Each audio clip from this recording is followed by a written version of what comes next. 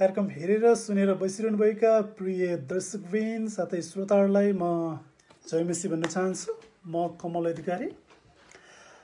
आजको यस लाइभ कार्यक्रममा म तपाईहरुको बीचमा खास गरेर बाइबल संसारमा कसरी सबैभन्दा फरक पुस्तक हो भन्ने विषयमा बोल्न गइरहेको छु।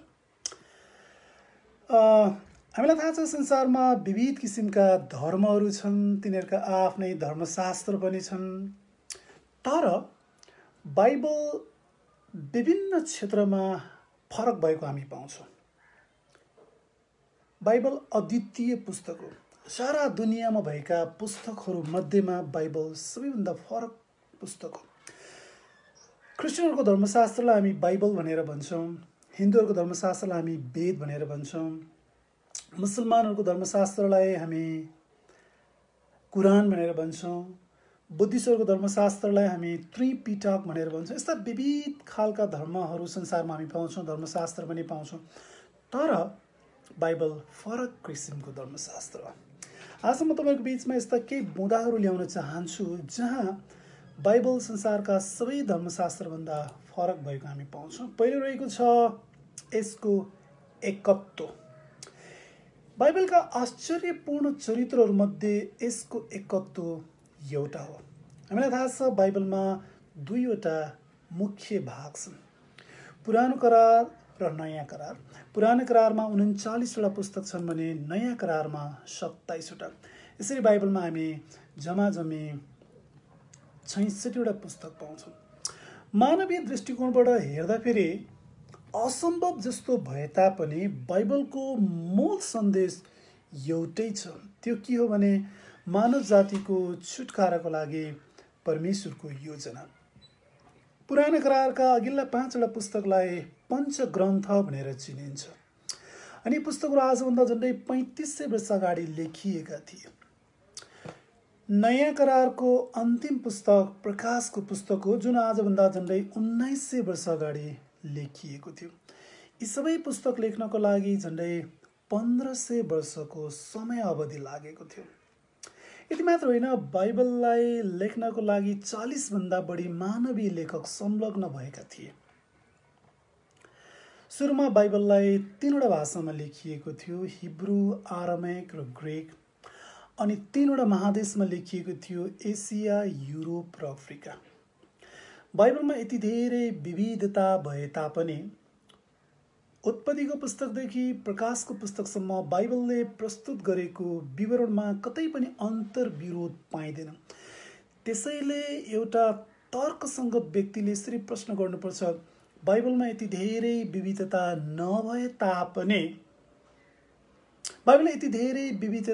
भए तापनि किन यसमा अन्तर्विरोध नपाइएको होला? यदि बाइबलका लेखकहरू आज तपाईँ र मेरो बीचमा बाँचेका भए उनीहरूले यस्तो जवाब दिने थियो, किनकि हामीले परमेश्वरको प्रेरणाबाट पाएर यो पुस्तक लेखेका हौँ। बाइबलको एकत्वमा बाइबल अद्वितीय पुस्तक हो। अद्वितीय भन्नाले संसारका सबै धर्मग्रन्थभन्दा फरक पुस्तक हो भनेर बुझ्नुपर्छ। दोस्रो क्षेत्र जहाँ हामी बाइबललाई अद्वितीय पुस्तकको रूपमा देख्छौँ त्यो यसको प्रचार प्रसार। हालसम्म कतिवटा बाइबल बिक्री वितरण भयो होला, प्रचार प्रसार भयो होला, त्यसको वास्तविक तथ्याङ्क हामी फेला पार्न सक्दैनौँ। तर गिनिज बुकमा यसरी लेखिएको छ, त्यहाँ लेखिएको कुरो म पढ्न चाहन्छु है त। वास्तविक तथ्याङ्क प्राप्त गर्न असम्भव भए तापनि बाइबल संसारमा सबैभन्दा बेसी बिक्री भएको र सबैभन्दा व्यापक रूपमा वितरण भएको पुस्तक हो भन्ने कुरामा थोरै मात्र आशंका छ। बाइबल सोसाइटीले गरेको सर्वेक्षणले निष्कर्ष निकालेको थियो कि ख्रिस्टाब्द 1895 देखि 1975 सम्ममा 2.5 अरब प्रति बाइबल छापिएको थियो। तर हालैको अनुमानले त्यो सङ्ख्यालाई 5 अरब पुर्याएको छ भनेर गिनिज बुकमा यसरी लेखिएको छ। यसमा कुनै शङ्का छैन कि संसारमा सबैभन्दा बढी प्रचार प्रसार हुने पुस्तकको नाम हो बाइबल। बाइबलको जतिकै प्रचार प्रसार संसारमा कुनै पनि पुस्तक भएको छैन। यसको वितरण प्रचार प्रसारमा बाइबल साँच्चै अद्वितीय छ, अतुलनीय कृति हो। मानव इतिहासलाई फर्केर हामीले हेर्ने भने यसको अनुवाद, प्रतिलिपि, छपाई साथै वितरणमा बाइबलको तुलनामा अरू कुनै पनि पुस्तक आउँदैन। युनाइटेड बाइबल सोसाइटीले 1998सम्म धर्मशास्त्रको अंश साथै छनौटलाई जोड्दा फेरि 5 अरब 85 करोड बाइबलका प्रतिहरू वितरण गरेको थियो। अनि हामीलाई थाहा छ बाइबल वितरण गर्ने संस्था युनाइटेड बाइबल सोसाइटी मात्र होइन, अर्को एउटा संस्था पनि छ जसको नाम हो गिदोन इन्टरनेसनल। अनि त्यसले मात्रै हालसम्म 2 अरब जति बाइबल बिक्री वितरण गरिसकेको छ। प्रश्न यो, हालसम्म संसारमा कतिवटा बाइबल बिक्री वितरण भएको होला? पुरै बाइबल, नयाँ करार र बाइबलका अंशहरूलाई जोड्ने हो भने हामी 7 अरबभन्दा बेसी बिक्री वितरण भएको छ भनेर अनुमान गरिएको छ। बाइबलको नजिकमा अरू कुनै पनि पुस्तक आउँदैन। यसरी हेर्दाखेरि प्रचार प्रसारमा पनि बाइबल संसारको सबै पुस्तकभन्दा फरक भएको हामी पाउँछौँ। तेस्रो क्षेत्र जहाँ हामी बाइबल अद्वितीय भएको देख्छौँ त्यो हो यसको अनुवाद। एउटा भाषाबाट अर्को भाषामा उल्था गर्नुलाई अनुवाद भनेर भनिन्छ। रूपान्तरण गर्ने कार्यलाई अनुवाद भनेर भनिन्छ। कुनै पनि मूल कृति हिब्रू भाषामा लेखिएको छ र मैले त्यसलाई अङ्ग्रेजीमा लगेँ भने त्यसलाई अनुवाद भनिन्छ। यो विषयमा तपाईँलाई पनि थाहै छ। सुरुमा बाइबललाई 3वटा भाषामा लेखिएको थियो।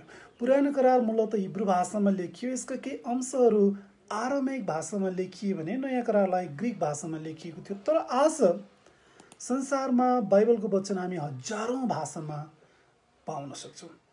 धेरै जसो पुस्तकहरू एउटा भाषाबाट अर्को भाषामा अनुवाद नै गरिँदैन। अनुवाद गरिए तापनि 2-3वटा भाषामा मुस्किलैले छापिन्छन्।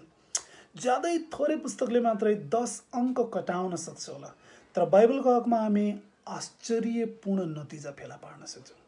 संसारमा सबैभन्दा बेसी अनुवाद गरिएको पुस्तक हो बाइबल। संसारमा आज हामी लगभग 7000वटा भाषा बोल्छौँ। 2017सम्मको तथ्याङ्कलाई हेर्ने हो भने पुरै बाइबललाई 600वटा भाषामा अनुवाद गरिएको थियो। नयाँ करारलाई थप 1521वटा भाषामा अनुवाद गरिएको थियो भने यसका अंशहरूलाई 1121वटा भाषामा अनुवाद गरिएको थियो।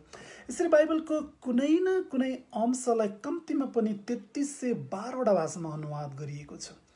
यो भनेको लगभग 47% भए तापनि संसारका 90%भन्दा बढी जनसङ्ख्याले पुरै बाइबल वा यसका अंशलाई आफ्नै भाषामा पढ्न पाइसकेका होला।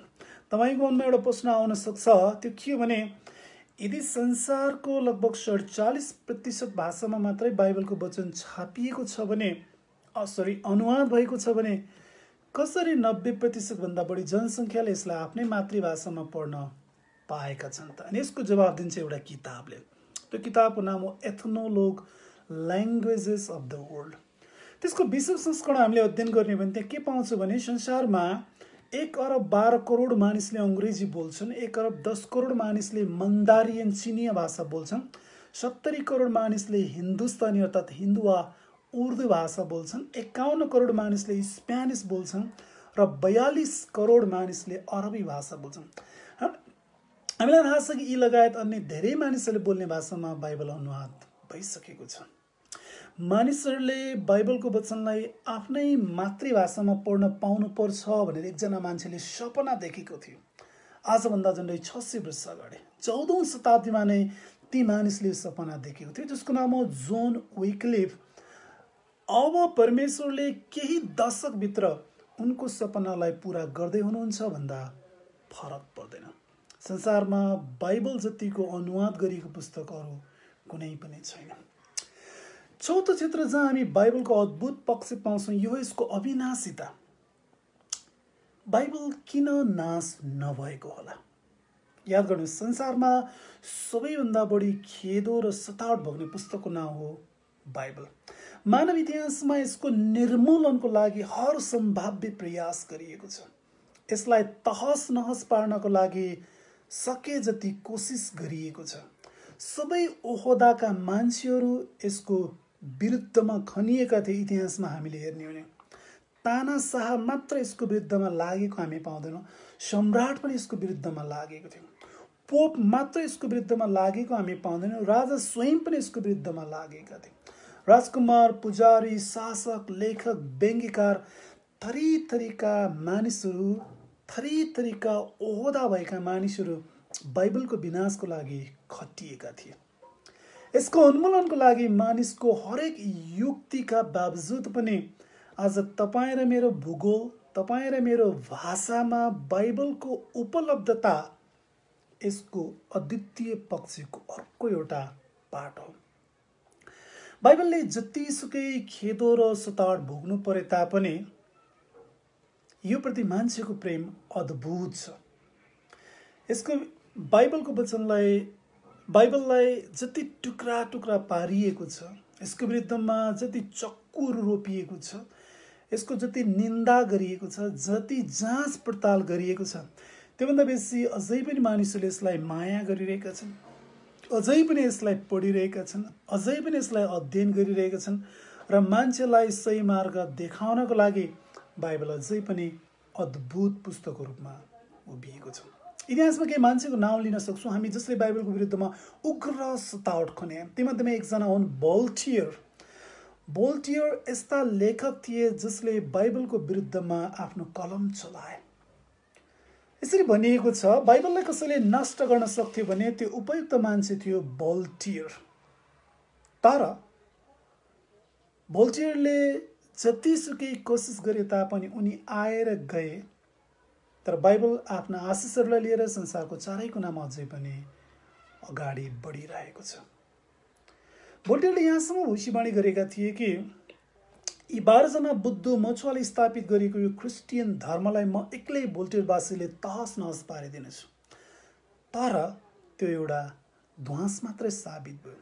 इतिहासले उनको भविष्यवाणीलाई पुरा गरेन। पछि युरोपमा बाइबलको खोलो बगाइएको थियो उनकै छापाखानालाई प्रयोग गरेर। बाइबललाई नष्ट गर्न खोज्ने अर्को एकजना मान्छे थिए जसको नाम हो प्रोफाइरी। उनी आएर गए। अर्को एकजना व्यक्ति थिए लोसियन। उनी पनि यो धरतीमा आएर गए। अर्को एकजना व्यक्ति थिए डायोक्लेसन। अर्को एकजना व्यक्ति थिए रोबर्ट इङ्गर्सोल। यी सबै मान्छेले बाइबलको विरुद्धमा सके जति प्रयास गरे, लेखे, बोले, तहस नहस गर्नको लागि विविध जुक्तिहरू लगाए। तर यी सबै मान्छे आएर गए, केही प्रभाव पारे यिनीहरूले। तर बाइबलले आफ्ना आशिषहरूलाई लिएर संसारको चारै कुनामा द्रुत गतिमा बढिरहेको छ। किन बाइबल जीवित छ? किन बाइबल अविनाशी छ? याद गर्नुहोस्, बाइबलको सुरक्षाको लागि कुनै सैनिक जत्था खडा गरिएन इतिहासमा। यसको सुरक्षाको लागि अरू कुराहरूलाई जस्तै गरेर यसको सुरक्षाको लागि कुनै त्यस्तो खालको पहल गरिएको हामी पाउँदैनौँ। तर यो जीवित छ। यसको उद्भवदेखि आजको दिनसम्म यो जीवित छ। अनि हाम्रो जवाब के हो भने हामीले यो गरेको होइन, अदृश्य रूपमा परमेश्वर स्वयं नै यसको सुरक्षाको लागि खटिनु भएको छ। संसारमा सबैभन्दा बढी खेदो र सताड भोग्ने पुस्तकको नाम हो बाइबल। तर यति हुँदाहुँदै पनि यसले आफ्ना आशिषहरूलाई संसारको चारै कुनामा पुर्याइरहेको छ। 5औं क्षेत्र जहाँ हामी बाइबल फरक पुस्तकको रूपमा देख्छौँ त्यो हो यसको भविष्यवाणी। बाइबल मात्र एउटा यस्तो खालको ग्रन्थ हो जहाँ हामी अचूक रूपमा पुरा भएका कैयौँ भविष्यवाणी पाउँछौँ। बाइबलका भविष्यवाणीहरूमा एउटै पनि खोट देखाउन सकिँदैन। बाइबल परमेश्वरको वचन हो भन्नका लागि पुरा भएका भविष्यवाणीहरू अद्भुत साक्ष्य, एउटा बलियो साक्ष्य। अन्य पुस्तकको विपरीत बाइबलमा सयौं वर्ष अगाडि भनिएका विशिष्ट भविष्यवाणीहरू हामी पाउँछौँ। अनि ती भविष्यवाणीहरू उल्लेख मात्रै भएका छैनन्, तर समय आइसकेपछि अचूक रूपमा पुरा पनि भएका छन्। एकजना लेखकको गणनाअनुसार बाइबलमा 1817वटा भविष्यवाणी थियो सुरुमा लेखिँदाखेरि। पुरानो करारमा मात्रै 1239 र नयाँ करारमा 578वटा भविष्यवाणी। वास्तवमै भन्यो भने बाइबल भविष्यवाणीले भरिएको पुस्तक हो। यदि यसलाई हामीले प्रतिशतको दृष्टिकोणबाट हेर्ने हो भने बाइबल लेखिँदाखेरि 27% भाग अगमबाणीसँग सम्बन्धित थियो। अझै सरल भाषामा भन्दा यसै भन्न सकिन्छ, पुरै बाइबललाई तपाईँले 4 भागमा विभाजन गर्नुभयो भने 1 भागभन्दा अझै थोरै बढी अगमबाणीसँग सम्बन्धित पुस्तक हो। अर्थात् बाइबल लेखिँदा फेरि 1/4 बेसी भाग अगमबाणीसँग सम्बन्धित हो। संसारमा अन्य कुनै पनि पुस्तकमा यति धेरै अगमबाणी हामी पाउँदैनौँ। वास्तवमै ती मान्छेहरू जसले अनुसन्धान गरेका छन्, अध्ययन गरेका छन्, उनीहरूले के भन्छन् भने विशुद्ध भविष्यवाणी अन्य कृतिमा हामी पाउँदैनौँ। अनि भविष्यवाणीहरू लेखिएका मात्रै छैनन्, तर समय आइसकेपछि ती एक एक गरेर पुरा भएका छन्। यसले के देखाउँछ भने परमेश्वर मानवीय इतिहासको नियन्त्रक हुनुहुन्छ। भविष्यको बारेमा सविस्तार ढङ्गमा कसैलाई पनि थाहा हुँदैन। न परमेश्वरलाई थाहा छ, न कसैलाई। परमेश्वरलाई बाहेक अरू कसैलाई थाहा हुँदैन, न शैतानलाई थाहा छ, न त त्यसका दूतहरूलाई। याद गर्नुहोस्, भविष्यको बारेमा केही कुराहरू हामी अनुमान गर्न सक्छौँ।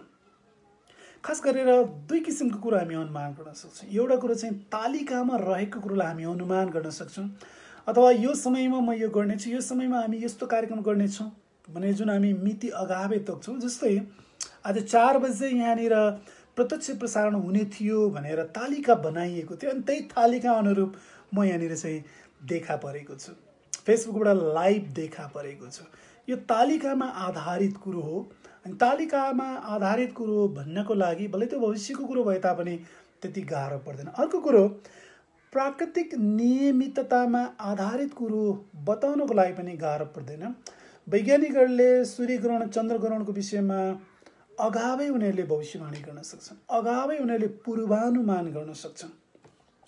चन्द्रमा यो समयमा यो ठाउँमा आइपुग्न सक्छ, सूर्य यो समयमा यो ठाउँमा आइपुग्न सक्छ, पृथ्वी यो समयमा यो ठाउँमा आइपुग्छ भन्ने कुरो उनीहरूलाई अगावै थाहा हुन्छ।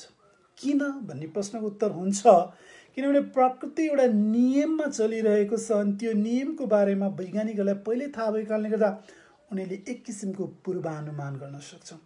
यी भनेको तालिका र प्रकृतिको नियममा आधारित भविष्यवाणीहरू भन्दा फरक पर्छ। तर बाइबलमा हामी यस्ता भविष्यवाणीहरू मात्र होइन, अद्भुत किसिमका, एकदमै डिटेल किसिमका भविष्यवाणीहरू हामी पाउँछौँ जुन मानवीय दृष्टिकोणले, मानवीय एङ्गलबाट बताउँछ। जस्तै उदाहरणको लागि अबको 5 वर्ष पछाडि काठमाडौँको जनसङ्ख्या कति हुन्छ होला भनेर सोधियो भने कसैले पनि कुरो भन्न सक्दैन, कसैलाई पनि त्यो कुरो थाहा छैन।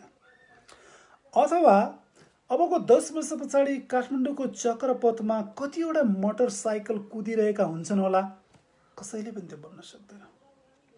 अबको 20 वर्ष पछाडि संसारको जनसङ्ख्या कति हुन्छ होला, कसैले पनि त्यो भन्न सक्दैन। त्यो हाम्रो बसमा छैन, त्यो हाम्रो नियन्त्रणमा छैन। कसैले यस्ता अद्भुत कुराहरू भनेर त्यो मिल्न आउँछ भने तपाईँ र मैले सोच्नु पर्ने हुन्छ त्यो ईश्वरीय उद्भव हो। अनि बाइबलका लेखकहरूले यस्तै कुराहरू गरेका छन्। जस्तै केही उदाहरणहरू हामीले हेऱ्यौँ भने बाइबलमा एकजना लेखक छ जसको नाम हो इजकियल। उनले आजभन्दा 2500 वर्ष अगाडि के भनेर भविष्यवाणी गरेका थिए भने टुरोस भन्ने सहर नष्ट हुने थियो र यो इतिहासमा विलय भएर जाने थियो र यो पुनर्निर्माण हुँदैन थियो भनेर उनले भविष्यवाणी गरेको थियो।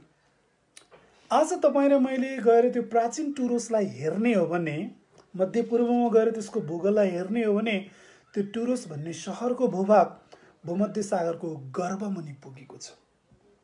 कसरी अगमवक्ताले आजभन्दा 2500 वर्ष अगाडि भनेको भविष्यवाणी जस्ताको तस्तै पुरा भयो। इजकियलले आफ्नै बुद्धिले त्यो भन्न सक्दैन थियो, उनीसँग त्यस्तो खालको खुबी थिएन। तसर्थ परमेश्वरले उनलाई ज्ञान दिनुभयो, उनले भने र उनले भने अनुसार नै जस्ताको तस्तै पुरा भयो। यो एउटा उदाहरण मात्रै, हामी बाइबल धर्मशास्त्रमा अनगिन्ती उदाहरणहरू पाउँछौँ। बाइबल विद्वानहरूको गणनाअनुसार यीशु ख्रीष्टको पहिलो आगमनमा मात्रै 300 वा सोभन्दा बेसी भविष्यवाणी चाहिँ पुरा भएका छन् भने उहाँ कहाँ जन्मनु हुने थियो, कहिले जन्मनु हुने थियो, कसरी जन्मनु हुने थियो, उहाँको अगाडि अग्रदूत हुने थियो, उहाँले दृष्टान्तमा सिकाउनु हुने थियो, उहाँ डाकुहरूका बीचमा मारिनु हुने थियो। यस्ता कैयौँ भविष्यवाणी सयौँ वर्ष अगाडि भनिएका थिए अनि समय आएपछि ती एक एक गरेर पुरा भयो। याद गर्नु, संसारमा हामी विभिन्न धार्मिक ग्रन्थहरू पाउँछौँ, तर यी कुनै पनि ग्रन्थमा पुरा भएको भविष्यवाणी, विशिष्ट भविष्यवाणी एउटै पनि पाइँदैन भनेर सूक्ष्म जाँचले प्रकट गरेको छ। परमेश्वर बाहेक अन्य कुनै पनि धार्मिक ग्रन्थकार वा दार्शनिकलाई भविष्यको बारेमा ज्ञान नहुने भएकोले तिनीहरूको पुस्तकमा भविष्यबारे नलेख्नु अनौठो कुरो होइन। ग्रीक, रोमी साथै मध्यपूर्वका उत्कृष्ट पुस्तकहरू साथै धार्मिक ग्रन्थमा पनि भावी घटना, मानिस वा अभियानको बारेमा कुनै विशिष्ट भविष्यवाणी गरिएको हामी पाउँदैनौँ। बाइबलका कैयौँ भविष्यवाणी जस्ताको त्यस्तै पुरा भएका छन्, केही पुरा भइरहेका छन् भने पुरा हुन रहेका भविष्यवाणीहरू पनि थुप्रै छन्। 6औं क्षेत्र जहाँ बाइबल हामी अद्वितीय देख्छौँ त्यो हो साहित्यमाथि बाइबलको प्रभाव। साहित्यमाथि लेख्न पढ्न तपाईँलाई मलाई कसले सिकायो? तपाईँ र म शिक्षित हुनुपर्छ भन्ने ज्ञान हामीले कहाँबाट पायौँ? यसको इतिहास तपाईँले केलाउँदै जानुभयो भने यसको श्रेय तपाईँ र मैले बाइबल भन्ने पुस्तकलाई दिनुपर्ने हुन्छ। आज तपाईँले फेसबुकबाट यो लाइभ हेरिरहनु भएको छ। मलाई लाग्छ यो ज्ञानमा, यो उचाइमा तपाईँ र मलाई कसले पुर्याइरहेको छ?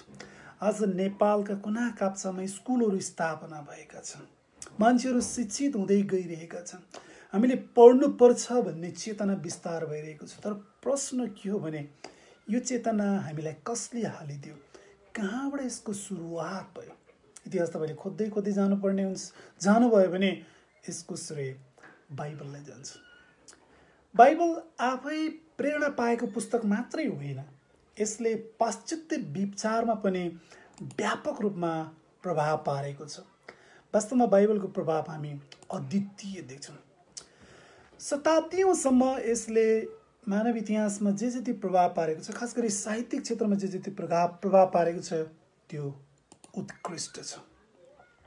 पछिल्ला पुस्तकहरूमा जे जति साहित्य सृजना भयो त्यो मुख्य गरेर बाइबलकै शिक्षामा प्रभावित भएर आएको हामी पाउँछौँ। एकजना लेखक छ जसको नाम हो फिलिप स्काप। उनले प्रष्ट रूपमा बताएका छन् कि येशूले कस्तो खालको प्रभाव पार्यो भनेर। म उनको भनाइ पढ्न चाहन्छु। त उनी यसो लेख्छन्, फिलिप स्काप चाहिँ निकै परिचित इतिहासकार साथै ईश्वर शास्त्री हुन्। उनी यसो लेख्छन्, पैसा र हात हतियार बिना नै नासरतका येशूले अलेक्जेन्डर, कैसर, मुहम्मद र नेपोलियनले भन्दा लाखौँ मानिसलाई जित्नुभयो। विज्ञान र धर्म विद्या बिना नै उहाँले मानवीय र ईश्वरीय कुराहरूमा सबै दर्शनशास्त्री र विद्वानहरूले भन्दा बढी उज्यालो छोड्नुभयो। स्कुलको वाक्पटुता बिना नै उहाँले जीवनबारे यस्ता वचनहरू बोल्नुभयो जुन न त पहिले बोलिएका थिए न पछि बोलिनेछन्। प्राचीन र आधुनिक महान मानिसहरूका सम्पूर्ण फौजभन्दा वचन, भाषण, संवाद, गहिरा पुस्तकहरू, प्रशंसाका भजनहरूका लागि उहाँले एक हरफ पनि नलेखिकन बढी विषयवस्तुहरू जुटाउनु भएको छ। प्रेरणा पाएको पुस्तक बाइबल पनि प्रेरणाको एउटा स्रोत हो। सामाजिक र नैतिक धरातल साथै साहित्यिक सृजनामा बाइबलको प्रभावको लागि कुनै समानता छैन। सम्पूर्ण मानव इतिहासमा बाइबलले जस्तो प्रभाव पारेको छ त्यस्तो अरू कुनै पनि पुस्तकले प्रभाव पारेको छैन। साहित्यिक सृजनामा बाइबलको प्रभाव अद्भुत छ, अभूतपूर्व छ, अनि यो क्षेत्रमा पनि बाइबल उचाइमा रहेको छ। 7औं अर्थात् अन्तिम क्षेत्र जहाँ हामी बाइबलको आश्चर्य देख्न सक्छौँ त्यो हो जीवन परिवर्तन गर्ने क्षमता। जीवन परिवर्तन गर्ने क्षमतामा बाइबल साँच्चै अद्भुत कृति हो। मत्ती 11:28 देखि 30 येशूले भन्नुभएको थियो, हे सबै थाकेका र बोझले दबिएका हो, म कहाँ आऊ, म तिमीहरूलाई विश्राम दिनेछु। मेरो जुवा आफूमाथि लियो र मसँग सिक, किनभने म विनम्र र कोमल हृदयको छु, अनि तिमीहरूले आफ्नो आत्मा विश्राम पाउनेछौ, किनकि मेरो जुवा सजिलो र मेरो भारी हलुको छ। अर्को एक ठाउँमा यसले आफ्नो आगमनको उद्देश्य यसरी बताउनु भएको छ, यूहन्ना 10:10 म त तिनीहरूले जीवन पाउन् र त्यो प्रशस्त मात्रामा पाउन् भन्ने हेतुले आयो। आज हामी बाइबलमाथि विश्वास गर्न सक्छौँ किनभने यसले जे गर्नेछु भनी दाबी गरेको छ यसले त्यो गर्छ। 10 लाख करोडौँ मान्छेले क्षमा पाएका र अनन्त जीवन पाएका गवाही दिएका छन्। तिनीहरूको प्रार्थनाका जवाब दिएका छन्। तिनीहरूका जीवनका सबैभन्दा गहन आवश्यकता पूरा भएका छन्। जीवनमा आमूल परिवर्तन आएको छ। चोरहरू अब चोर्दैनन्, झुट बोल्नेहरू इमान्दार बन्छन्, व्यभिचारीले पवित्र जीवन जिउँछन्, लोभीले आफ्नो लोभ त्याग्छन्। येशू ख्रीष्टको सुसमाचारले मानिसहरूलाई पारेको हितको प्रभावको प्रमाणको स्वरूप मण्डली स्कुल र अस्पतालहरू उदय भएका छन्। निश्चय नै बाइबल फरक किसिमको कृति हो। एकत्वमा बाइबल सबैभन्दा फरक छ। प्रचार प्रसारमा बाइबल अतुलनीय छ, अनुवादमा यो अतुलनीय छ, अविनाशितामा यो अतुलनीय छ, भविष्यवाणीमा अतुलनीय छ, साहित्यमाथिको प्रभावमा यो अतुलनीय छ, जीवन परिवर्तन गर्ने क्षमतामा बाइबल अतुलनीय छ। आजको दिनसम्म तपाईँले बाइबल पढ्नुभएको छैन भने, तपाईँ नयाँ हुनुहुन्छ भने जीवनमा एकपटक बाइबल अवश्य पढ्नुहोस् भनेर म तपाईँलाई सल्लाह दिन चाहन्छु। तपाईँले पढिसक्नु भएको छ भने दोहोऱ्याउनुहोस् भनेर म तपाईँलाई सल्लाह दिन चाहन्छु। तपाईँले दोहोऱ्याउनु भएको छ भने अझै पनि यसलाई निरन्तर रूपमा पढिरहनुहोस् भनेर म तपाईँलाई सल्लाह दिन चाहन्छु। जीवनमा हामीले अरू कुनै पनि पुस्तक पढेका छैनौँ भने पनि बाइबल एकपटक अवश्य पढ्नुपर्ने कृति हो, किनकि संसारमा सबैभन्दा प्रभावशाली पुस्तक हो। सबैभन्दा प्रभावशाली पुस्तकले तपाईँ र मलाई पक्कै कुनै न कुनै गाइडेन्स दिएको हुन्छ। हस् त, धन्यवाद। फेरि एकचोटि जय मसीह।